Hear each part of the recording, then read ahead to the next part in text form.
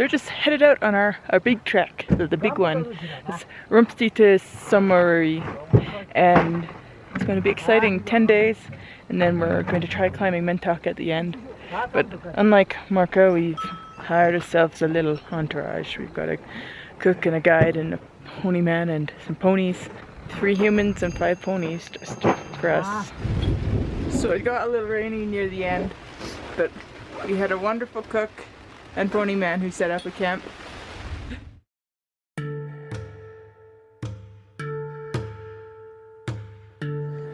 Good morning, and it's day 2. We are headed up there today. After a delicious breakfast that was 100 times better than the sampa we'd been eating on the market trek, we were on our way. We weren't far into the hike when we spotted our first kiang, or wild ass. Kumar La was the first of many passes on the trek. The skull and horns of animals, like this massive one from a blue sheep, were often placed on the cairns at passes. Our lunches typically consisted of a piece of fruit with a potato and an egg, plus some form of bread, usually more traditional than this white bread, and with a bit of jam and cheese, and of course a treat. This is our second pass today up there. Hey buddy, why the long face?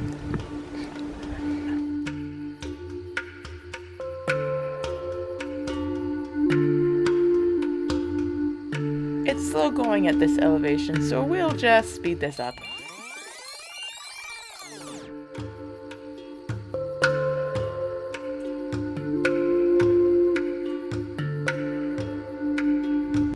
We arrive in camp and get tea and biscuits in the garden.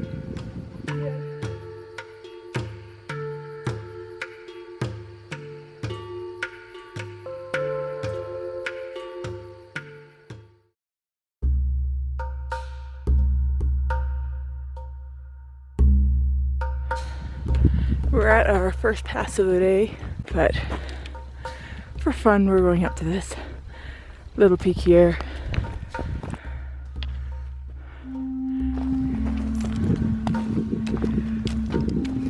Down there's Sokar Lake. We're camping somewhere in that basement.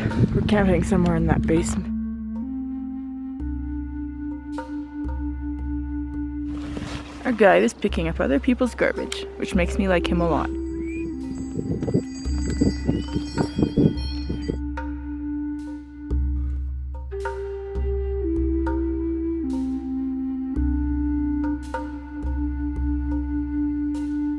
Day 4 was supposed to be an easy day. While there were no passes, we found the walk along the dirt jeep path in the sun pretty exhausting. It was a fascinating place though. Much of the lake is now wildlife preserve, protecting the rare black-necked crane and the somewhat more common Brahmini duck.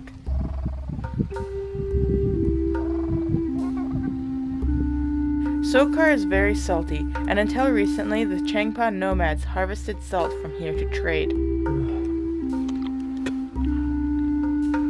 Form salt crystals along the bottom.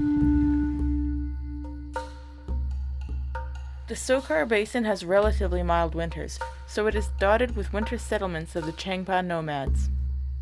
What is it? It's where they keep the baby goats in the winter. They put a blanket over top to keep them warm. Interesting. This pile of dried yak dung will be part of the family's winter fuel supply.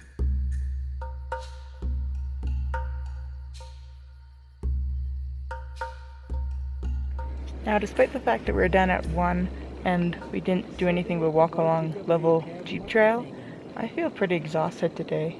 Do you have anything you want to say? Of course, we've always got some tea to refresh us.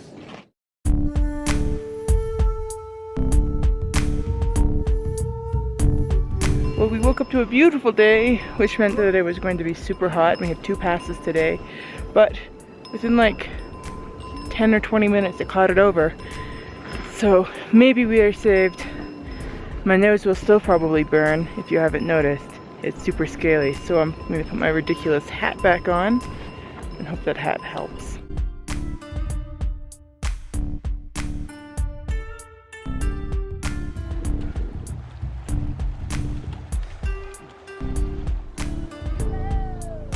pashmina goats originated here on the Chanthang Plateau and are the source of Ladakh's famous pashmina shawls. Then it was down into the Changpa summer settlement of Rajunkaru, where we were greeted by these two boys. This is our last pass of the day. You make the sound of the kiang?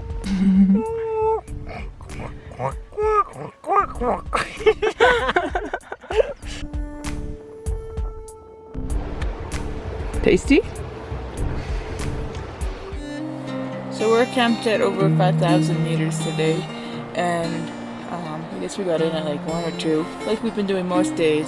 And I had this grand plan of like writing in my nature journal and drawing all the plants and IDing them and meditating in this wonderful free time we have in the afternoon. But we've been doing a lot of this, sitting around, bundled up, drinking tea, playing guitar, playing cards, editing film, sleeping. In truth, it's just exhausting to do anything.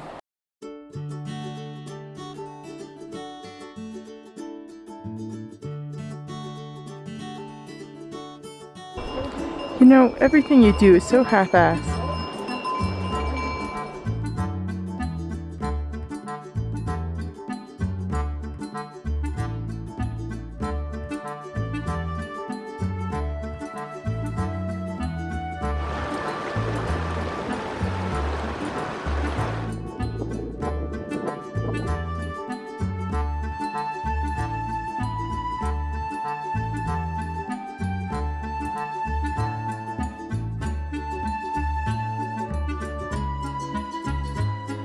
Borzakpo is another home of the Changpa people, and the green pastures were full of wandering livestock.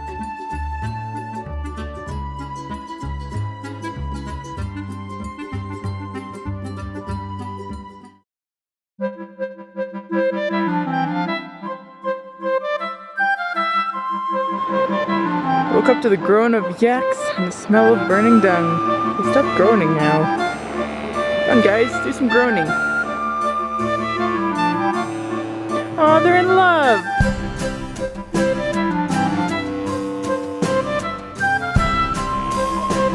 Hi. You want to come to Canada with me? Day 7 started with a walk to the Changpa camp. It was fascinating to catch a glimpse of the Changpa people's morning routines.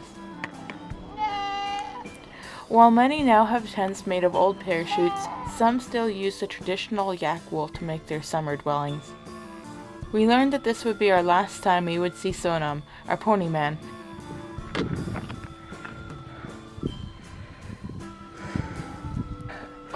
Base camp! Woo! We're going at Mentok II, which I think is that one. Though yesterday we kind of thought it was that one. My nose is gonna fall off. They said it looked like I put it in the blender. So we're 6 hours away from attempting to climb Mentok. And how are you feeling, Clay? Like I just want to lay down and stay laying down. Base camp is at 5,430 something meters. So everything we do needs oxygen and there's just not enough. Right. Yeah. So we leave at 1 o'clock in the morning.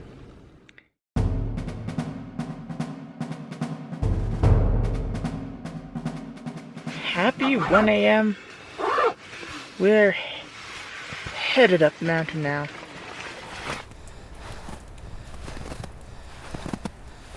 Well, it's dawn, and we've done the hardest part. Mingma, we have done the hardest part, right? Yeah. Okay, good. Except getting down again. But yeah, that was steep and scary. But look!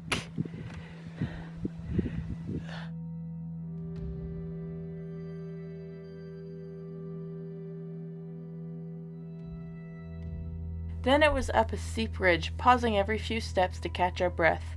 What would have taken just a few minutes in Canada took us almost an hour.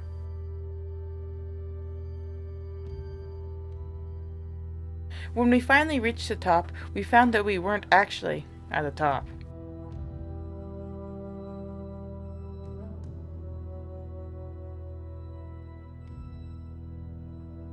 So I guess part of the reason for the confusion of which one was Mentok II was that the one we're heading to wasn't Mentok II. So when we got up here and checked the GPS, there's Mentok I back there and Mentok II beyond that stone pile and a little pile of rocks in between. So Clay was like, let's go climb Mentok I, and I was like, I think I'm gonna vomit. So they're doing that right now. I'm napping. I wish I'd worn long johns, but I think this is the first time I've ever actually used one of these blankets.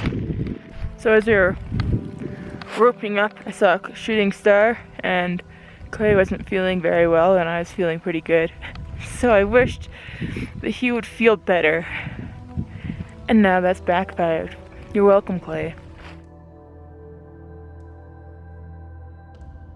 From there, it took us only a few hours to descend to base camp.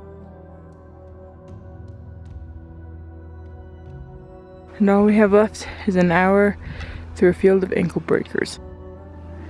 It's going to be sad to return to society where people don't have biscuits and tea out for us when we come home. Pakoras and tea in the tent. Does life get any better?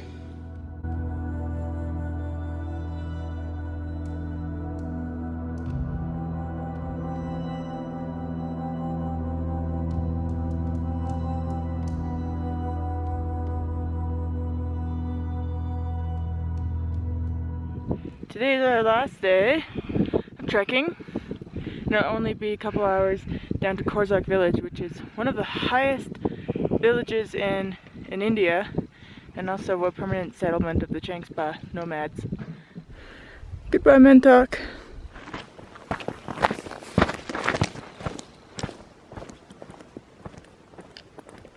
Looks like we had good timing. A day later, we would have had a big group with us at base camp. Another gigantic group. It's a small base camp with not many places for tents and not much water. Once in Korzak, we said goodbye to our second pony man and spent the afternoon exploring Korzak and the banks of Tso Moriri. For our last dinner, Tindu made us a giant spread of Western Indian and Ladakhi food, including pizza and a delicious cake, cooked on a propane stove. What a guy. And then it was a long drive back to Leh. And now, of course, it's time for the channel of the week. This week I want to send a shout out to the Boredom of Adventure. It's a fairly new channel for me, but Stephanie is super bubbly and she makes great videos that are really fun, and she's really undersubscribed. She definitely needs more. So go check out her channel and subscribe to me if you haven't already, and check out some other videos. And so that's it. So long, and see you next week-ish.